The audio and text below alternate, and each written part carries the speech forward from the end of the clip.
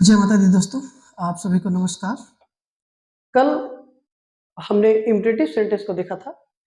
उसमें एक छोटी सी चीज जो बाकी रह गई थी, उस पे आज हम बात कर लेंगे कि इम्परेटिव सेंटेंस को अगर हमको एम्फसाइज करना है, एम्फेसिस करना है, जोर देना है उस पे, तो उसके लिए हम क्या कर सकते हैं, आइए देखते हैं।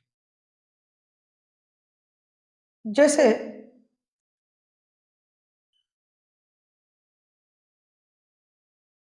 इम्परेटिव सेंटेंस में अगर हम एक एग्जांपल लें, come here, come here, right. एक सेंटेंस है give me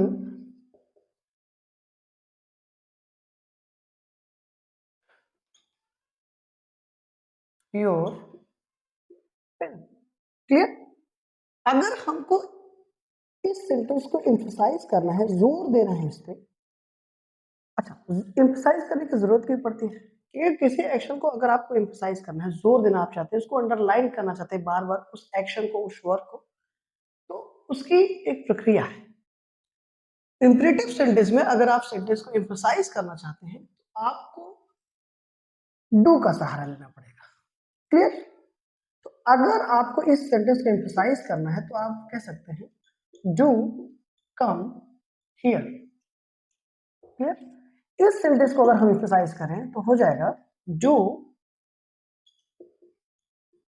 give me your pen. Go there, do go there. Clear. अब एक चीज समझिएगा आप खूब अच्छे से कि एम्फसाइज हम क्यों करेंगे। कभी कभी क्या होता है कि जैसे हमने कहा कम हियर, यहां आओ, उस एक्शन को, उस पर्टिकुलर एक्शन को हम बार बार ना बोल करके इंग्लिश में उस सेंटेंस के लिए, क्योंकि जब हमको वर्ब को, उस एक्शन को एम्फसाइज करना है, उस पर जोर देना है, एम्फसाइज करने का मतलब जोर देना है, उसको बार बार अंडरलाइन करना है, तो वहां पर हम डू का सहारा लेते हैं। Come here, do come here. यहाँ आओ, यहाँ आओ, मीनिंग सेम होगी, लेकिन आप समझिएगा यहाँ पर डू का कोई मतलब नहीं है। अगर आप ये समझें कि डू क्या, डू मतलब करना, तो ऐसा नहीं है। डू यहाँ पर सिर्फ इस वर्ब को एम्फसाइज कर रही है। ये जो कम वर्ब आई है, डू यहाँ पर इस वर्ब को क्या कर रही है, एम्फसाइज कर रही है, इस पर जोर दे रही है। क्लियर। और डू का यहाँ पर कोई यूज नहीं है, इसका कोई अलग से मीनिंग नहीं निकलेगा। इंपरेटिव सेंटेंसेस को अगर हमको एम्फसाइज करना होता है, जोर देना होता है, तो हम डू का यूज उस सेंटेंस के स्टार्टिंग में कर देते हैं। क्लियर। अब हम बात करते हैं एक्सक्लामेटरी सेंटेंस की। तीन सेंटेंस हमने देख लिए हैं, असर्टिव, इंटरोगेटिव, इंपरेटिव। अब हम देखते हैं exclamatory sentence.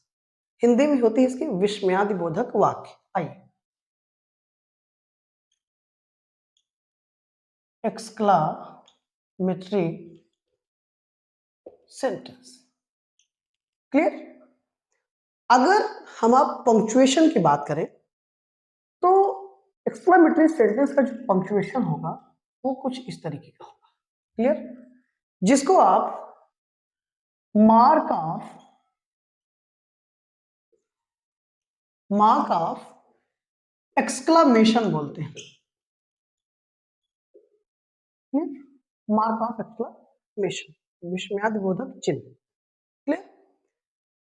What is the definition of exclamatory sentence? The definition of exclamatory sentence is that it is used it is used to show strong feeling or emotions. Clear. Exclamatory sentence का जो use होता है वो strong feelings या emotions को show करने के लिए होता है, उसको प्रदर्शित करने के लिए होता है, उनको डिस्प्ले करने के लिए होता है। ठीक है।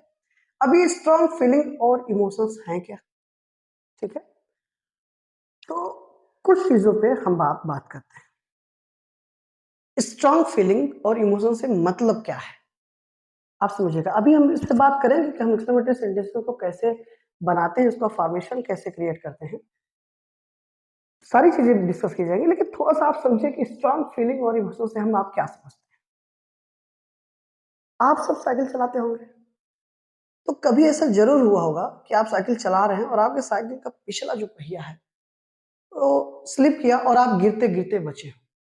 तो आपने महसूस किया होगा कि उसमें आपकी हार्ट बीट बढ़ जाती है और उस समय आप जो फील कर रहे हैं, ठीक है, एक्चुअली उस एक्शन को अगर मैं अपने वर्ड से आपको बताना चाहूं या आप बताना चाहें उस इमोशन के बारे में, तो शायद ये बड़ा ही मुश्किल होगा कि कोई ऐसा एक एप्रोप्रिएट वर्ड या सेंटेंस बोल दिया जाए और उसकी मीनिंग आप एकदम समझ में आ जाए।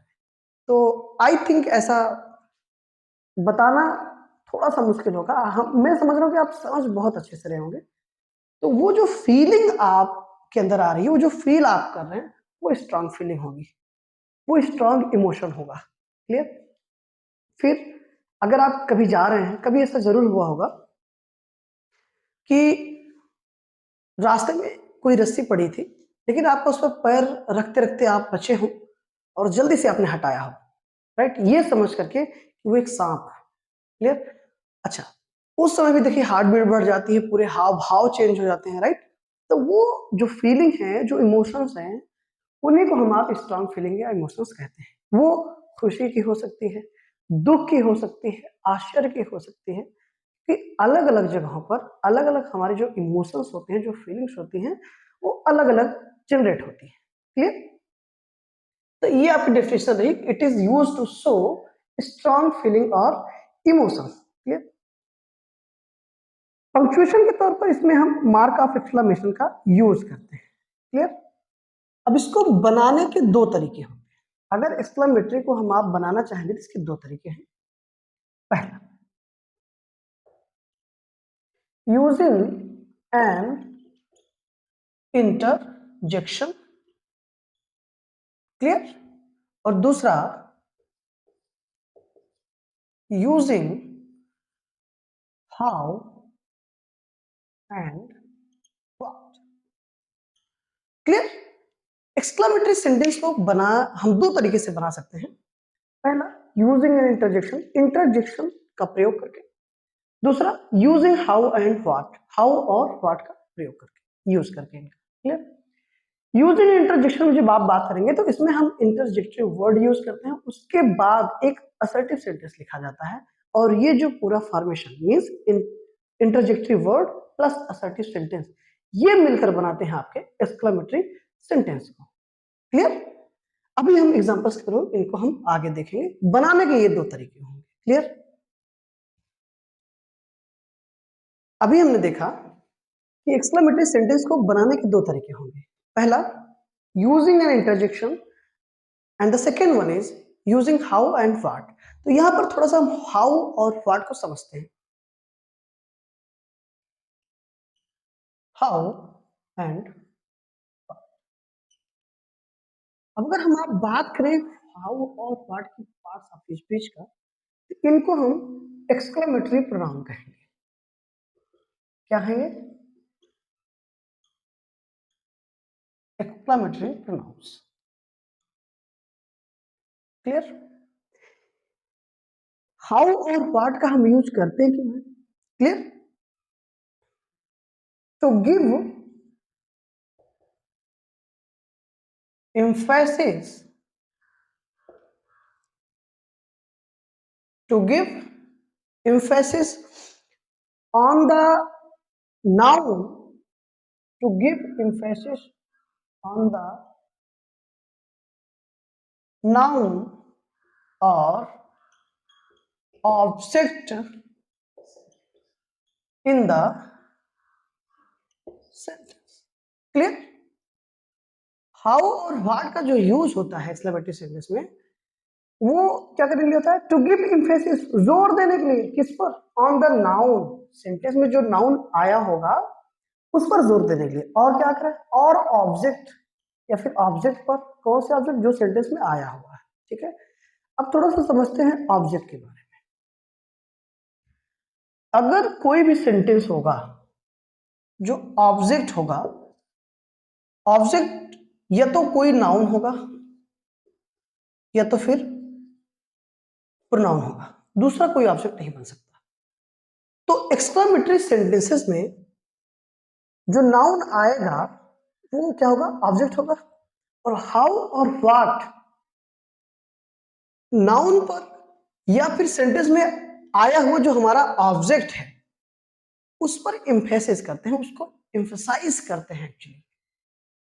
इसलिए वहां पर अगर आप फंक्शन चेक करेंगे कि हाउ और व्हाट का फंक्शन एक्चुअली उस सेंटेंस में है क्या, तो वो हाउ और व्हाट सेंटेंस में नाउन या फिर जो सेंटेंस में ऑब्जेक्ट आया हुआ है उसको वो एम्फसाइज करते हैं। क्लियर। और ये जो ऑब्जेक्ट होगा,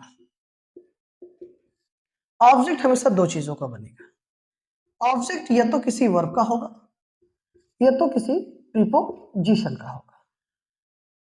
वर्ब के बाद अगर आपको नाउन या प्रोनाउन दिख रहा है तो वो वर्ब का ऑब्जेक्ट है। किसी भी प्रीपोजिशन के बाद जो आपको नाउन या प्रोनाउन दिखेगा वो प्रीपोजिशन का ऑब्जेक्ट है, जो कि प्रीपोजिशनल ऑब्जेक्ट कहलाता है। क्लियर। और ये प्रीपोजिशनल ऑब्जेक्ट का अगर आप फंक्शन चेक करेंगे तो ये एडजेक्टिव या फिर एडवर्ब का काम करता है। क्लियर। आई थिंक इतना क्लियर है। अब आगे देखते हैं। ओके। और ये जो एक्सक्लेमेशन मार्क आता है ये भी क्या करता है, ये भी emphasis शो करता है। Punctuation mark is used to show emphasis। Exclamation mark exclamatory sentence में ये शो करता है कि उस सेंटेंस पे किसी पर जोर दिया जा रहा है। एक्चुअली जो जोर दिया जा रहा है वो किसके द्वारा दिया जा रहा है, हाउ और व्हाट के द्वारा। किस पर, सेंटेंस में आए हुए नाउन पर या फिर उसमें जो ऑब्जेक्ट आया है उस पर। क्लियर। इस पंक्चुएशन मार्क के द्वारा भी वही सेम चीज की जाती है। पंक्चुएशन मार्क का एक्सक्लेमेटरी सेंटेंस में जो यूज होता है वो एम्फसाइज करने के लिए ही होता है। ये आप थोड़ा सा इस चीज को क्लियर रखेंगे। ओके। अभी हमने देखा कि सेंटेंस में एक्सक्लेमेटरी जो मार्क होता है, जो पंक्चुएशन मार्क होता है, मार्क ऑफ एक्सक्लेमेशन, उसका सेंटेंस में क्या यूज है। वो एक्चुअली सेंटेंस में एम्फसाइज करने के लिए आता है। क्लियर। अब सेंटेंस एक्सक्लेमेटरी सेंटेंस को बनाने के दो तरीके हमने देखे। पहला यूजिंग एन इंटरजेक्शन और दूसरा यूजिंग हाउ एंड व्हाट। तो हम पहला देखते हैं, using an interjection. Means interjection का यूज करके हम एक्सक्लेमेटरी सेंटेंस कैसे बनाते हैं। इंटरजेक्टरी वर्ड होगा और एक असर्टिव सेंटेंस होगा। इन दोनों को जब हम कंबाइन करते हैं तो एक्सक्लेमेटरी सेंटेंस जनरेट होता है। आइए देखते हैं कैसे। अच्छा, ये जो इंटरजेक्टरी वर्ड्स होंगे इन सब का एक पर्टिकुलर सेंस निकलेगा। क्लियर। वो मैं आपको बताता हूं वो क्या सेंस देते हैं। आइए देखते हैं कुछ इंटरजेक्टरी वर्ड्स को। Alas, hurray, yippee, oh my god, yeah, elas, hooray, yippee, oh my god, nice एक वर्ड इंटरजेक्टिव वर्ड हो सकता है, नाइस। क्लियर। ये सारे, अच्छा, इंटरजेक्टिव वर्ड्स होते बहुत सारे हैं। हम यहाँ पर कॉन्सेप्ट क्लियर करने बैठे हैं, ना कि एग्जांपल्स को रटने। तो हम आप कॉन्सेप्ट समझें और उसका फॉर्मेशन बनेगा कैसे, चीजों को समझते कैसे हैं, लिखते कैसे, यहाँ पर हम आप अपना कॉन्सेप्ट क्लियर करने आए हैं, एग्जांपल्स को रखने नहीं। क्लियर। और अगर हमारा आपका कॉन्सेप्ट क्लियर हो जाएगा तो एग्जांपल्स एक नहीं हम हजारों बना सकते हैं खुद से। आइए देखते हैं। इलाज, इलाज जो है ये एक इंटरजेक्टिव वर्ड है। और जितने भी इंटरजेक्टिव वर्ड जब आप देखेंगे यूजिंग एन इंटरजेक्शन, इंटरजेक्शन का यूज करके जब हम आप एक्सक्लेमेटरी सेंटेंस बनाते हैं तो जो इंटरजेक्टिव वर्ड्स लिखे जाएंगे उनके ठीक बाद आपको पंक्चुएशन मार्क लगाना होता है, and that is mark of exclamation, जो कि आपको यहाँ पर दिख रहा होगा। इलाज जो है वो दुख का सेंस देगा। हुर्रे, जब आप खुश होंगे तब हुर्रे यूज करते हैं वहां पे। ठीक है। प्रसन्नता का प्रतीक है। yippee, ये भी प्रसन्नता का, जब आप खुश होते हैं तो उसके सेंस में हम यूज करते हैं। Oh my God, right. जब सडनली कोई चीज आपके साथ हैपन होती है तो आप कहते हैं अरे भगवान क्या हुआ। ठीक है। तो उस सेंस में हम इंग्लिश में एक इंटरजेक्टिव वर्ड होगा ओ माय गॉड का यूज करेंगे।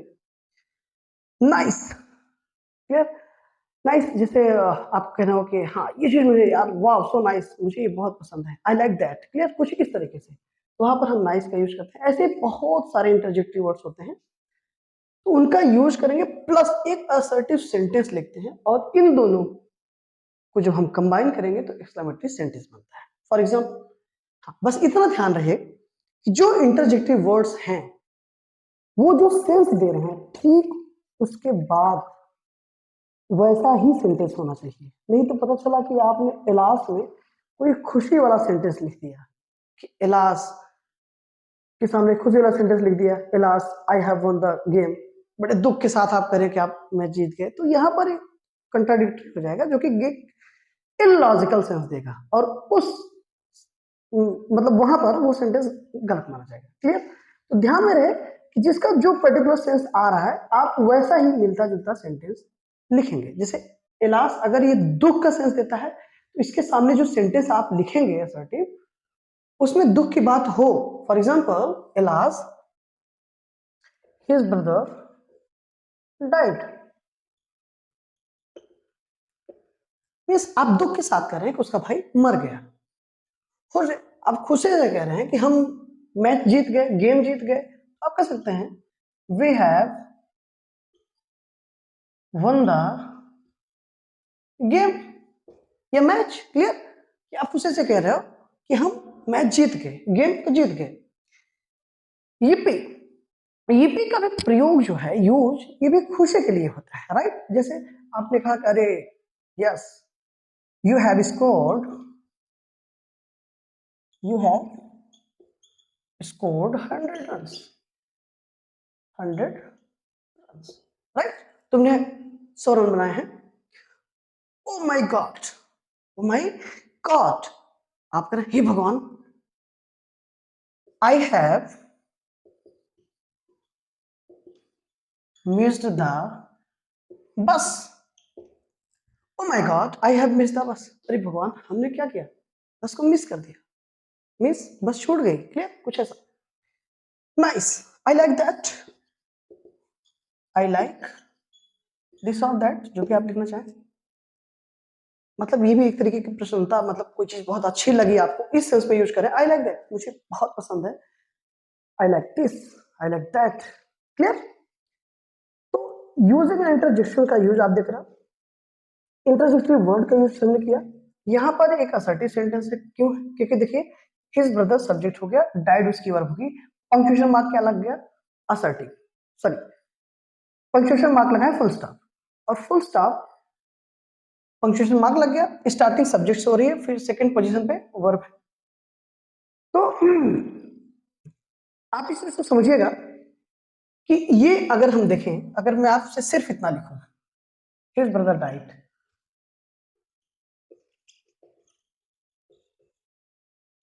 हिज ब्रदर डाइड, और मैं आपसे पूछूं ये सेंटेंस कौन सा है, तो आप बेसिकली कहेंगे, एकदम सीधी सी बात है, कहेंगे असर्टिव सेंटेंस है, राइट? तो ये एक इंटरजेक्टिव वर्ड है और ये असर्टिव सेंटेंस है। अच्छा, इन दोनों को जब हमने कंबाइन किया तो सेंटेंस हमारा कौन सा बन गया?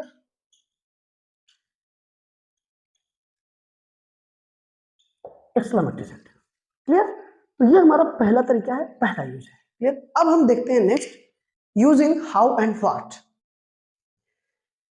अब एक्सक्लेमेटरी सेंटेंस को बनाने का हमारा जो दूसरा तरीका है, यूजिंग हाउ एंड व्हाट, उसको देखते हैं।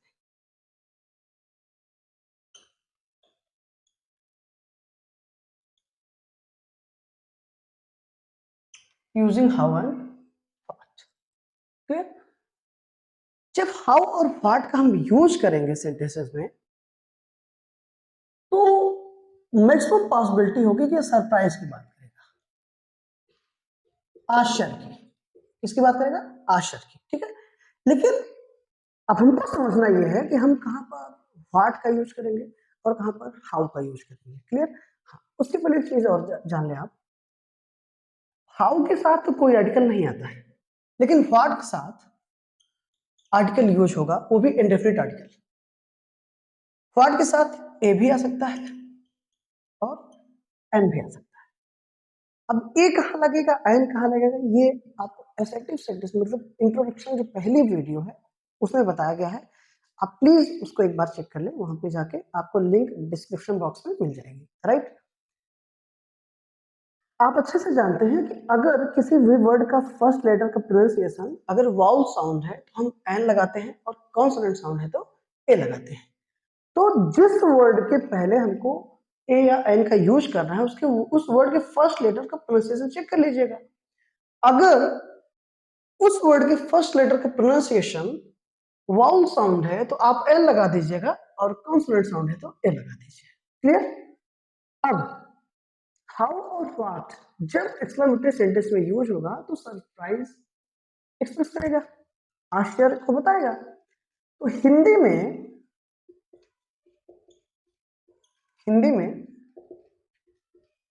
कितना,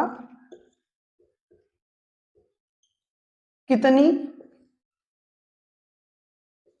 और कितने, इन शब्दों का प्रयोग करते हैं, राइट। इन शब्दों को आप देखेंगे, ये सेंस आएगा हिंदी में। जब हाउ और व्हाट से इंटरजेक्शन में सरप्राइज होगा तो वहां पर कितना, कितनी, कितने, ये सेंस आएगा, राइट। अब हमको समझना है कि हम हाउ कहां पे लगाएंगे और व्हाट कहां पे लगाएंगे, तो हम दोनों तरीके से समझते हैं। पहले आइए देखिए हम हिंदी में, जैसे मान लीजिए हमने एक सेंटेंस लिखा, वह कितनी सुंदर लड़की है, राइट। जैसे हमने एक सेंटेंस लिखा, वह कितनी सुंदर लड़की है।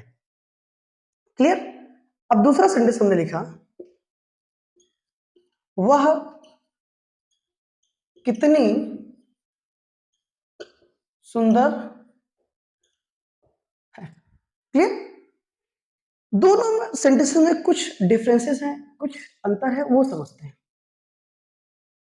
आपको जब ऐसे सेंटेंसेस दिखाई दें और आपको ये कंफ्यूज हो जाए, आप ये कंफ्यूज हो जाए कि हम हाउ लगाएंगे कि व्हाट लगाएंगे, अच्छा, तो उससे भी पहले आप थोड़ा सा समझिए कि सेंटेंस किस प्रकार का है। अगर हिंदी में ऐसे सेंटेंसेस आपको मिलते हैं तो उसको ट्रांसलेट कैसे करेंगे आप? सबसे पहले तो सेंटेंस में चलिए, मार का एक्सक्लेमेशन लगा, राइट। तो इस चीज तो क्लियर हो गई कि सेंटेंस हमारा कौन सा होगा, एक्सक्लेमेटरी होगा। वाह कितनी सुंदर लड़की है, कितनी सुंदर है वो, ठीक है। अच्छा, जैसे मान लीजिए किसी सुंदर लड़की को हमने देखा, किसी सुंदर वस्तु को देखा, किसी भी चीज को देखा, कोई ऐसी चीज कि मतलब अभी उस जितनी प्यारी, जितनी खूबसूरत वो चीज है, कोई घर है, कोई व्यक्ति है, कोई वस्तु है, उसके पहले शायद हमने ऐसी चीज नहीं देखी, तो हम बहुत एक्साइटेड हो जाते हैं, तो हमारे मुंह से निकलता है ना, वाह कितनी सुंदर है, कुछ इस तरीके से। तो जब हम आश्चर्य में पढ़ते हैं तो इस तरीके के सेंटेंसेस मुंह से निकल जाते हैं, ये बोले जाते हैं। तो ये एक्सक्लेमेटरी सेंटेंस होंगे। अब मैटर ये करता है कि हम हाउ कहां लगाएं और व्हाट कहां लगाएं। तो हमेशा जो काउंट आपको करना है, मतलब जो गिनना है, वो आपको कितना, कितनी, कितने से करना है।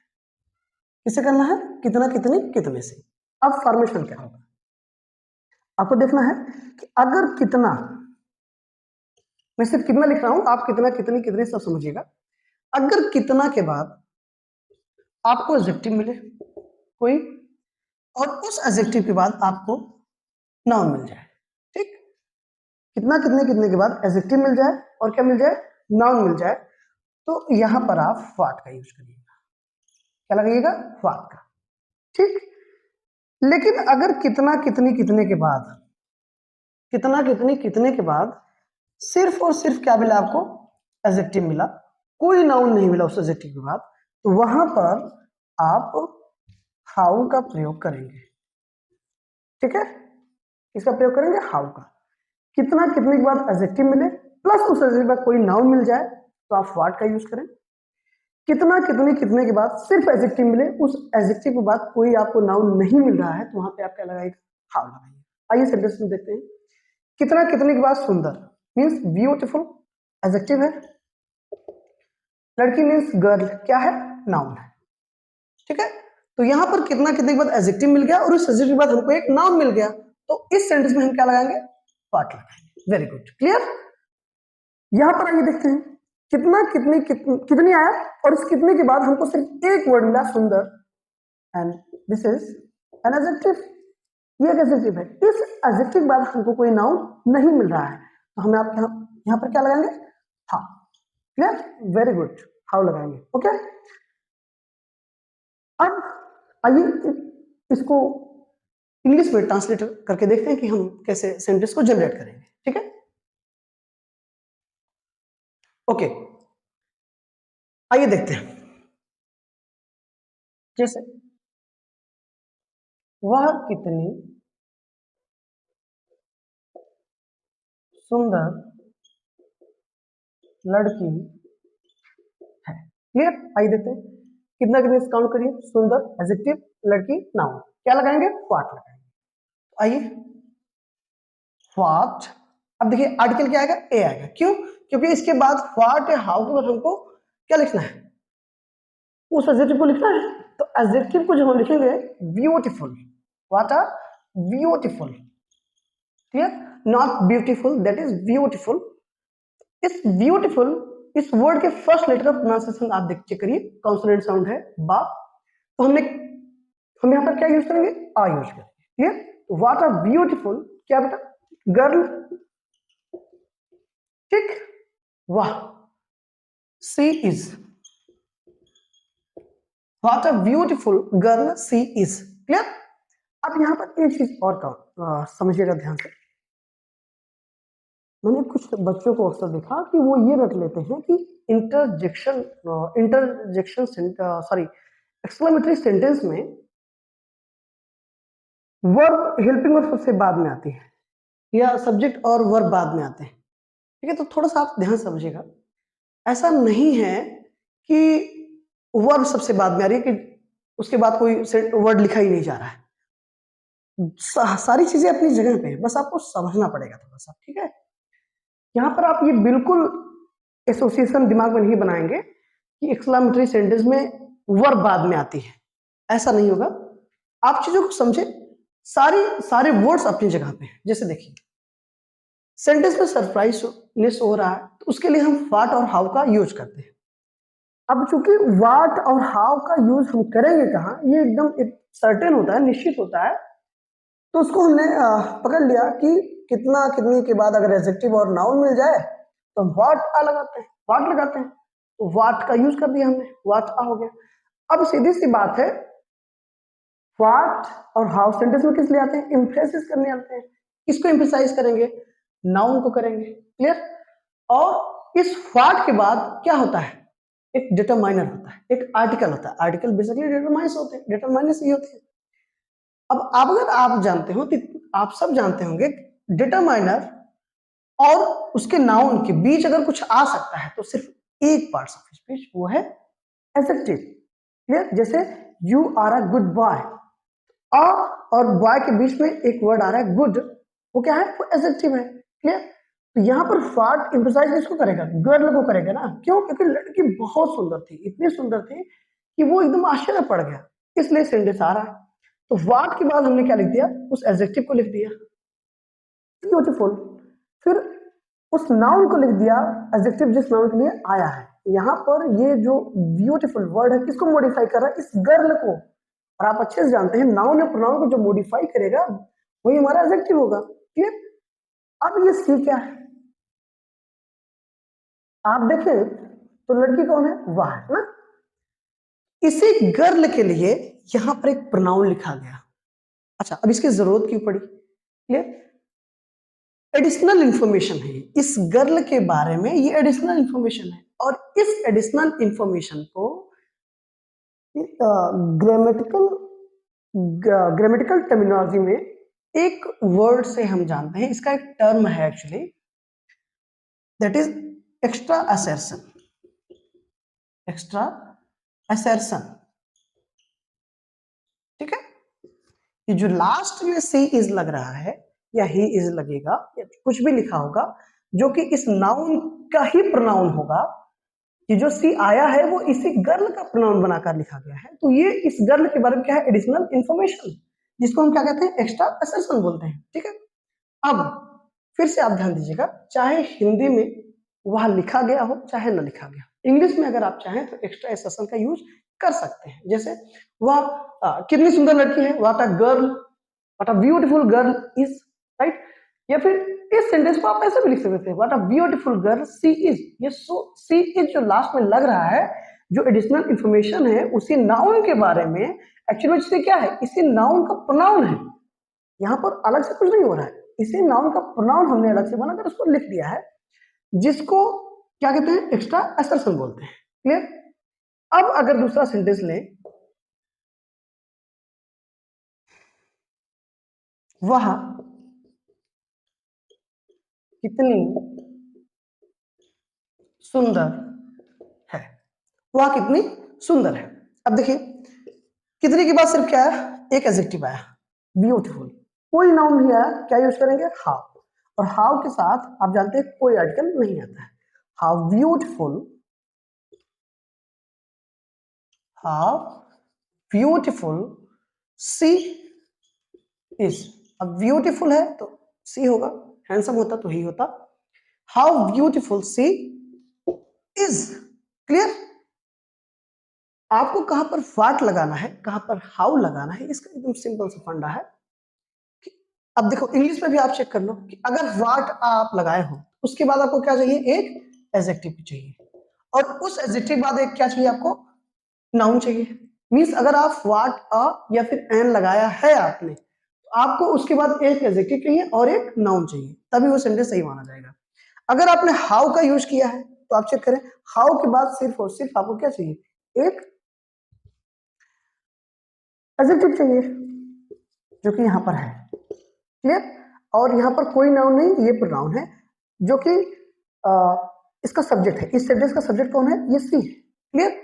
ध्यान दें, फिर से एक बार रिपीट कर रहा हूं, अगर कितना कितनी कितने के बाद कोई एडजेक्टिव आ रहा है और उस एडजेक्टिव के बाद कोई नाउन आ रहा है, तो आप वहां पर व्हाट आ या फिर व्हाट एन का यूज करिएगा। लेकिन कितना कितने के बाद सिर्फ एडजेक्टिव मिले, उसके बाद कोई नाउन नहीं मिला आपको, आप क्या लगेगा, हाउ लगेगा। ओके, आई थिंक ये आपको पूरा क्लियर होगा। अब एक तरीका और है एक्सक्लामेटरी में सरप्राइज शो करने का, आइए वो समझते हैं। एक्सक्लामेटरी सेंटेंस में सरप्राइज को शो करने के लिए एक तरीका और है, वो आइए हम देखते हैं। अगर क्या के बाद तुरंत आपको क्या मिल जाए, नाउन मिल जाए, क्या के तुरंत बाद नाउन मिल जाए और पंक्चुएशन के तौर पर मार्क ऑफ एक्सक्लामेशन आपको मिल जाए, तो ये क्या शो करेगा, सेंटेंस हमेशा सरप्राइज शो करेगा, आश्चर्य की बात होगी। ठीक है, कैसे होगा ध्यान समझिएगा, फिर से मैं कह रहा हूं, ये प्रश्न नहीं पूछेगा, मार्क ऑफ एक्सक्लेमेशन लगा होगा। मार्क ऑफ एक्सक्लेमेशन आप बहुत अच्छे जानते हैं, अभी मैंने आपको बताया कि मार्क ऑफ एक्सक्लेमेशन का यूज जो है वो सेंटेंस में एम्फेसिस व्यक्त करने के लिए, एम्फेसिस को डिस्प्ले करने के लिए होता है, वो एम्फसाइज करता है, जोर देता है, किस पर देगा, सेंटेंस में आए हुए नाम पर, ये पूरे सेंटेंस पर ही, पूरे सेंटेंस को ही एम्फसाइज करेगा वो। जो पंक्चुएशन मार्क ऑफ एक्सक्लेमेशन ये इसीलिए लगता है ताकि वो एम्फसाइज कर सके, जोर दे सके। क्लियर? ये चीज रखिएगा दिमाग में। और क्या के बाद तुरंत अगर नाउन आ रहा है और लास्ट में मार्क ऑफ एक्सक्लेमेशन आपको मिल रहा है, तो समझिएगा वहां पर सरप्राइज होगा, सेंटेंस आपका एक्सक्लेमेटरी होगा। ठीक है, थोड़ा सा एक इन्वायरमेंट क्रिएट करके देखते हैं कि हम अपनी डे टू डे लाइफ में इसका यूज कैसे होता है। राइट?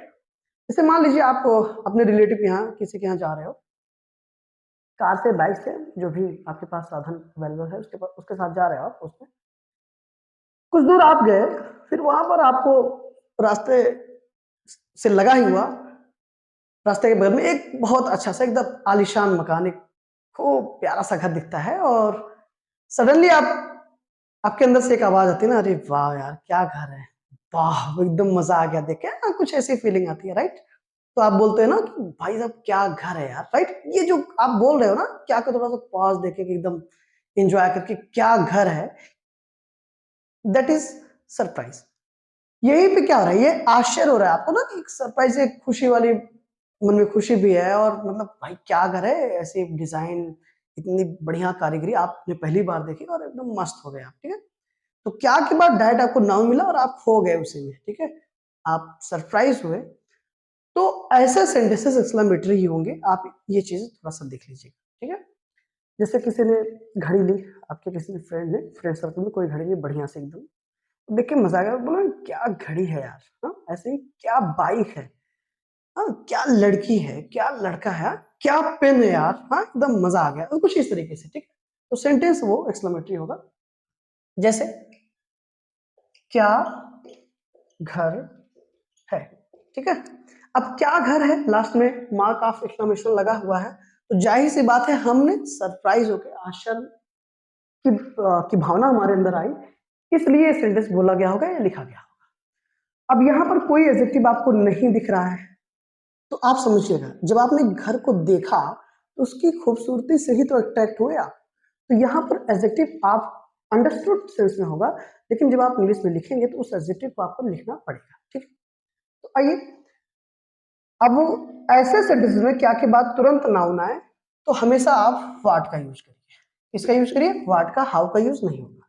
तो जैसे इसका ट्रांसलेशन क्या होगा, व्हाट आ हाउस एक नॉन लिविंग थिंग है, तो ब्यूटीफुल भी अच्छा माना जाता है, लेकिन आइए नाइस वर्ड आप यूज कर सकते हैं, ब्यूटीफुल भी वर्ड यूज कर सकते हैं, there is no problem at all.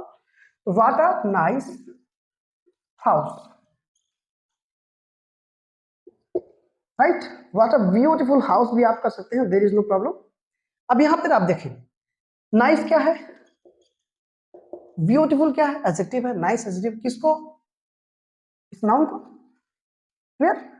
तो घर जब आप देखते हैं, घड़ी आप देखते हैं, साइकिल आपने देखी, मोबाइल आपने देखा, कोई भी ऐसी चीज जिसको आपने देखे और आपके अंदर एक आश्चर्य वाली भावना आई, आप सरप्राइज हो गए, अच्छा, तो आप अगर नोटिस करिए तो आपको अट्रैक्ट किस चीज ने किया था, उसकी खूबसूरती नहीं ना, तो एडजेक्टिव हिंदी में बेसिकली भी लिखा गया, लेकिन यहाँ पर अंडरस्टूड फॉर्म में है, क्योंकि जब ये सेंटेंस आपके डे टू डे लाइफ में आप बोलेंगे तो वहां पर आप ये पाएंगे कि जिस चीज से आप अट्रैक्ट हुए वो कोई एडजेक्टिव थी।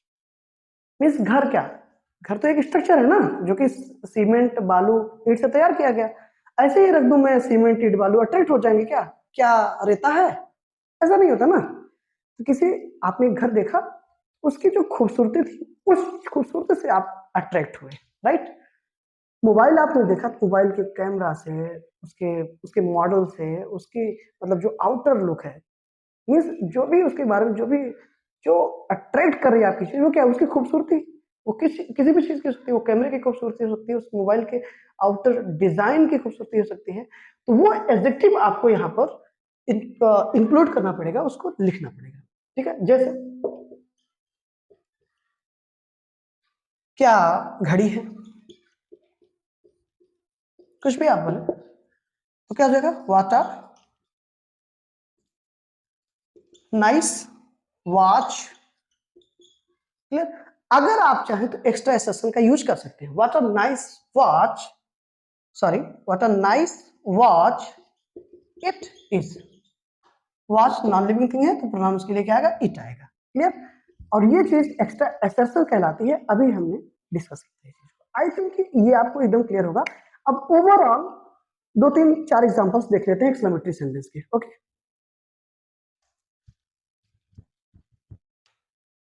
जैसे सोहन कितना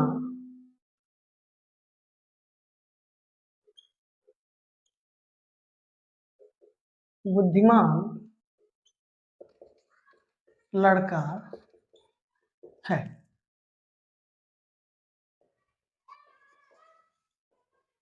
सरला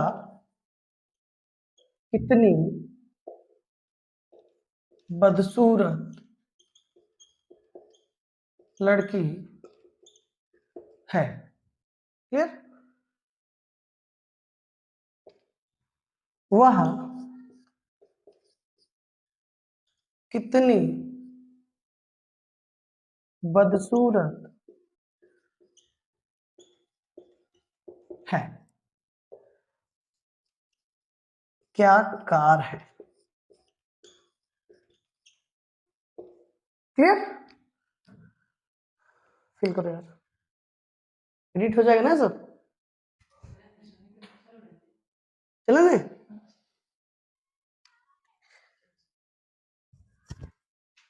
ये कुछ एग्जांपल्स, राइट, आइए इनको देखते हैं, कितना कितने से काउंट करना है हमको, उसके बाद क्या मिला, एडजेक्टिव मिला, इस एडजेक्टिव तुरंत आपको क्या मिल गया, नाउन मिल गया। आप अच्छे से जानते हैं क्या लगाएंगे, व्हाट लगाएंगे।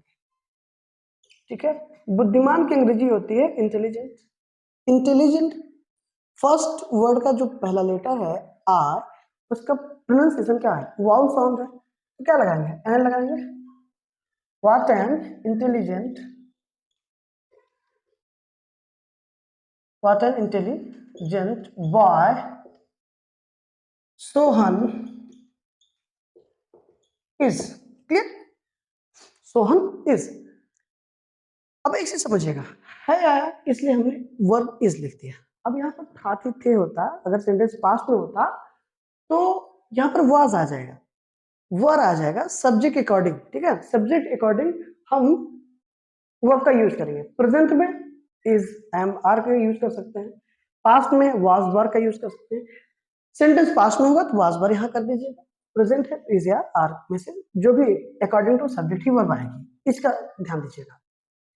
अब यहाँ पर देखिए, सरला कितनी बदसूरत लड़की है, कितनी बदसूरत लड़की, कितना कितने से काउंट करिए। बदसूरत एडजेक्टिव है, लड़की क्या है, नाउन है। क्या यूज करेंगे, व्हाट। क्लियर, बदसूरत की अंग्रेजी क्या होगी, अगली। ठीक है, अब अगली जो वर्ड है उसका, उसके फर्स्ट लेटर का प्रोनाउंसिएशन क्या है, वाउल साउंड है, क्या लगाएंगे, एन लगाएंगे। Clear, what an ugly girl Sarla is, what an ugly girl Sarla is. वह कितनी बदसूरत है, देखिए कितना कितनी बदसूरत, कितना कितने से काउंट करिए, सिर्फ एडजेक्टिव मिला, कोई नाउन नहीं आया, क्या लगेगा, हाउ लगेगा। हाउ अगली सी इज। क्लियर, अब क्या की बात तुरंत, क्या आपको क्या की बात तुरंत क्या मिल गया, आपको नाउन मिल गया, लास्ट में पंक्चुएशन क्या है, मार्क ऑफ एक्सक्लेमेशन, सरप्राइज क्यों कर रहा है, क्या लिख दीजिए, what a nice car, what a nice car. Clear, आप डायरेक्ट ये भी बोल सकते हैं what a car, there is no problem at all, वो वही सेंस देगा जो ये सेंस दे रहा, बट ये फुल तरीके से लिखा गया, एकदम ग्रामेटिकली सही भी है, तो कोशिश करें यही बोले। बल्कि अगर आप नहीं तो अगर आप कहते हैं कि व्हाट अ कार या फिर what a nice car, both are same thing, both have same meaning, there is no problem at all. Clear, I think कि एक्सक्लेमेटरी सेंटेंस आपको पूरा क्लियर हुआ होगा। फिर भी अगर किसी को किसी भी प्रकार की means if you have any kind of problem, please don't be hesitate, feel free to tell me what's your problem और about your problem. On description box आपको वहां पर लिंक मिल जाएगी, आप कमेंट्स के थ्रू आप मुझे बता सकते हो कि इश्यूज आपके साथ इश्यूज कहाँ पे आ रहे हैं, प्रॉब्लम्स कहाँ पे, उस पर काम कर लिया जाएगा, उसके लिए आप एकदम बेफिक्र हैं। ठीक है, till that thank you so much, कल फिर मिलते हैं एक नई वीडियो के साथ, इसके आगे देखेंगे, तब तक के लिए धन्यवाद, थैंक यू।